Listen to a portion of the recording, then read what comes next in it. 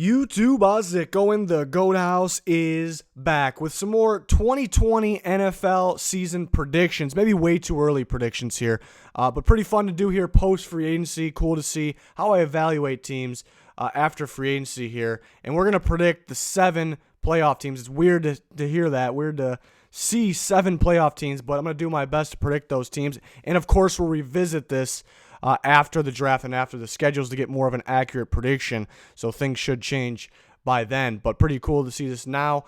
Recently, I would recommend checking out the division by division predictions before watching this video. Did that for AFC and NFC recent videos up.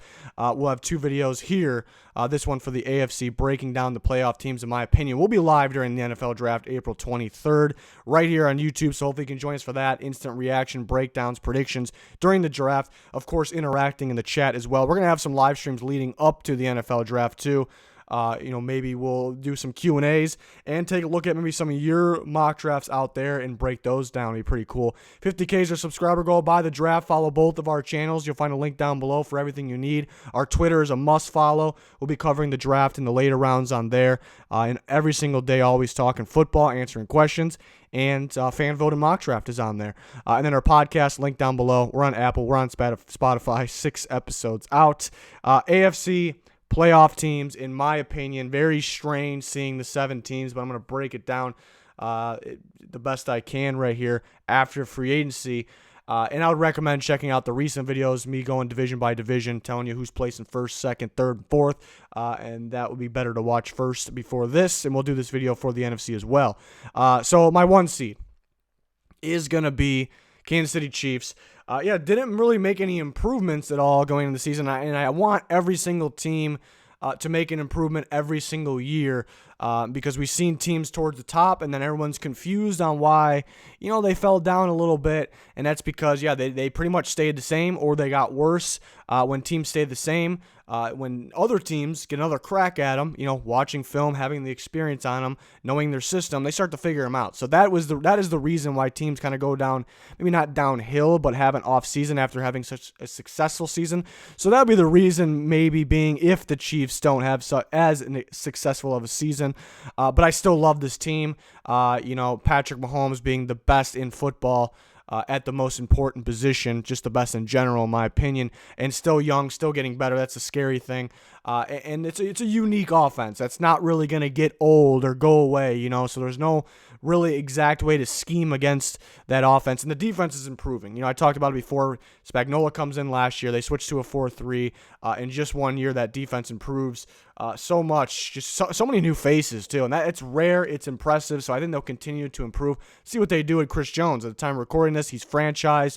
He's on the team. There's been some talk they could trade him. That could be a big loss. It's an elite defensive lineman. But I got the Chiefs at the 1 seed. Coming in at the 2 seed, I got the Buffalo Bills, actually. This is a very, very good roster. Very good roster. It's pretty much on Josh Allen here, which I like Josh Allen. He's got so much upside.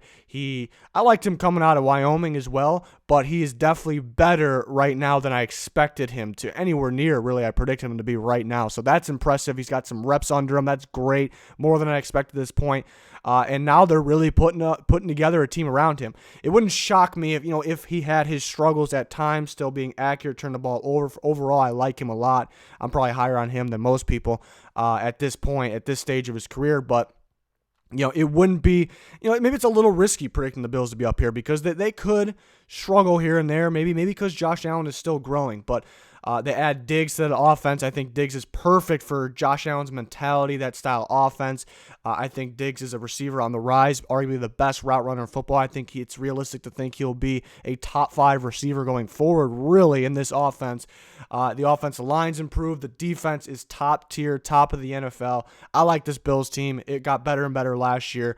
So as of now, I have them in the 2 seed, but of course things will change based on schedules, of course, and the draft, which rookies make a big impact right away. These days in the NFL, it's not like it was some years ago. So we'll see. The 3 seed for me is going to be the Baltimore Ravens. Maybe teams start to figure that offense out. It was a unique offense, a Lamar Jackson offense.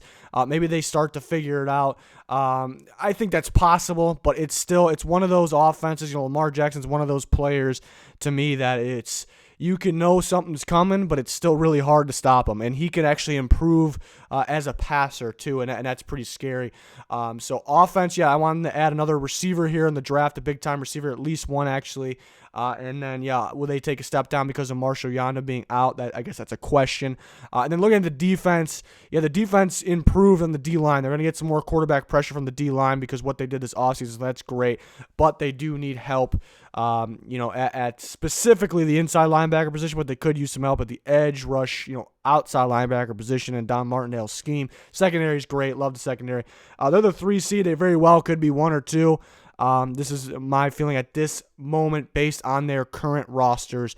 So let's see if the Ravens can fill those remaining holes in the draft. The 4 seed, the AFC South winner for me is Tennessee Titans. Very balanced team. Very balanced team. We'll see what Tannehill can do. People. I think people rip him a lot, rip the Titans a lot because he played how many games and they gave him that contract, and understandable that's kind of risky in people's minds. That's understandable. But I don't like when people instantly go, he's not going to be that good anymore. You could argue at the same level that he could be better because he's only been on the Titans for a year. How many reps did he have compared to everybody else, every other quarterback in the NFL last year on that team? There's more upside is what I'm getting to. He's only played on Dolphins teams. He's on the Titans, a good roster, a good team, more time to develop, more time to learn. So you could equally make the case, maybe more, that he will be better. My only concern is staying healthy because we've seen the injuries. It's not a big concern for me. There's nothing telling me he's going to get hurt at all.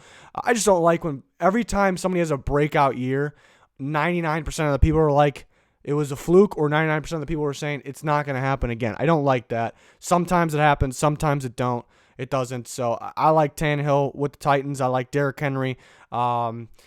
Replacing Dennis Kelly with Conklin is not as bad of a replacement as people think. I wasn't a huge Conklin fan as it was. Conklin's definitely better in run blocking. The receivers are getting better with A.J. Brown. You look at the defense. The defense is pretty balanced. They could use some more pass rush. They add Vic Beasley. That's going to help. So I like this team as winning the division, 4 seed.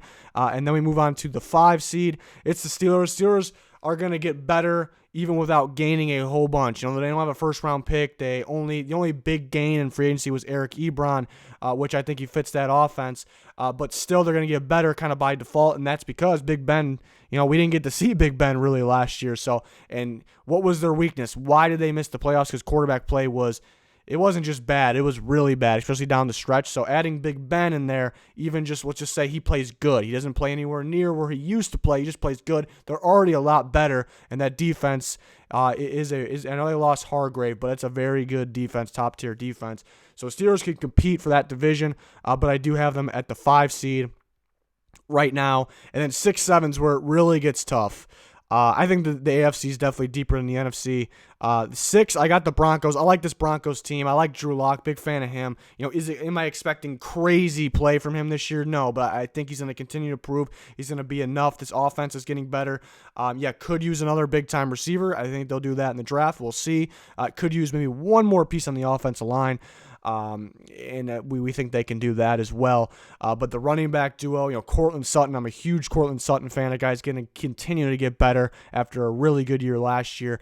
So I like that offense and the defense with Vic Fangio leading the way there. I think it's a big-time defense. People forget Bradley Chubb and how much, and we pretty much missed him all of last season, as football fans, and it's a shame no matter who you're a fan of, because Bradley Chubb's special. He's a special prospect, special talent. He's going to continue to get better, especially playing under Vic Fangio and playing opposite of Von Miller. And they add guys like Jarrell Casey. They get Shelby Harris back. It's a good group. It's a good balanced team, and they gave some teams, even though we consider them not a good team last year, they gave some teams a battle, and they should have won a lot of those games, and that's when it was a messy situation. So now they're pretty much set. I like the Broncos. See if they do it right in the draft. It'll be pretty big for them, mainly at the receiver position, to do things right. And coming in at 7. This was really tough between two teams here. Coming in at 7 is another AFC West team, and that's the Chargers. And it's because of their defense. That was kind of the situation. And I'll tell you that the closest team to them was the Indianapolis Colts, because I do think the Colts got better.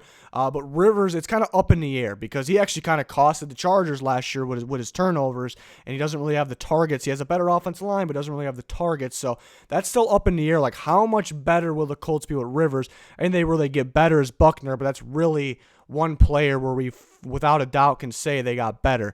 It's a good team. That's why I said the AFC is good. I went with the Chargers at 7 because this defense is going to single-handedly win them games, and then factor in their offense, which they do need help, but it's not a bad offense. Tyrod Taylor can play. They have weapons. You look at Eckler, you look at Hunter Henry, Keenan Allen, Mike Williams. They have the weapons. Maybe one more piece of that offensive line at left tackle spot. So there is some question marks, maybe with the quarterback and maybe with the left tackle. It's not quite as concerning as, well, the left tackle actually can be concerning.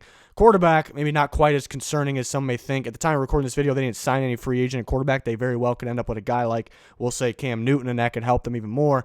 But we've seen defense, even though it's more of an offensive league now, even the last couple of years, we've seen defenses carry teams to having really good seasons, even in the playoffs, even far into the playoffs. This Chargers defense can do that, and it's not like they really have to really carry on their backs to that offense, because the offense is better than some people think. So that's why I threw the Chargers in there. If they do the draft right, they can bump up even more. But like I said, tough leaving the Colts out. Colts can be a pretty good team, but they still have some holes. I want them. The receiver position to be so important for Phillip Rivers. And then there's some other, the defenses, there's some young talent on that defense that I really like, but it can be better. But it's a team that is, I consider it definitely a playoff contender for sure. It's tough, very tough leaving them out. And I guess this is where these types of videos at this way too early stage get silly, because my seedings, my champion's gonna be the Chiefs, and I got them at the 1 seed for a reason. So, but it's gonna be the Chiefs, best player in football, best team in the AFC. It's more than just Mahomes there. But yeah, the Bills are on the rise. You look at the team like the Ravens, a dangerous team, a team you really don't want to play, hard to game plan against. And then the Titans, a well-balanced team. You can compare the Titans and the Bills together. Very, very balanced teams, young teams on the rise. And the Steelers they could be a sneaky team because how good that defense is, and they kind of just get better without people really realizing it with Big Ben. And then a couple, the Broncos, because how young they are and how balanced they are. The Chargers, because that defense is going to be absolutely nasty. And the Colts, maybe a team that's going to be harder to game plan. New look Colts, and a lot of young talent that really could click and step up right now. I mean, there's other teams that definitely can compete, but I'm not going to sit here and list off every single team. So those are the teams I really strongly considered. I do think the AFC is deeper than the NFC at this moment. I kind of said that last year too, going into last year. And I kind of stand by that for this year so far. The draft makes so much of an impact. The schedules make so much of an impact. So this is just kind of for fun right now. It's kind of for fun. Not hurting anybody putting these up. Do them every single year at this time. But we're really going to get into it one after the draft and how these things could look. And again, this is the AFC video. I did an AFC video for division by division predictions. Did an NFC video for division by division predictions. And now, just shortly after this, I will do this video in NFC form, if that makes sense. So we'll get to it there. Plenty of videos on the channel. Plenty more to come. Some live streams coming up. We'll be live during the NFL draft. We're in draft season. All kinds of draft content going to be flooding in now. So hopefully you can join us for all that. Please subscribe to both of our channels. Follow us on Twitter. That's a must if you're a football fan. And then check out our podcast link down below for everything you need. That's going to do it. Thanks for watching. Goodbye.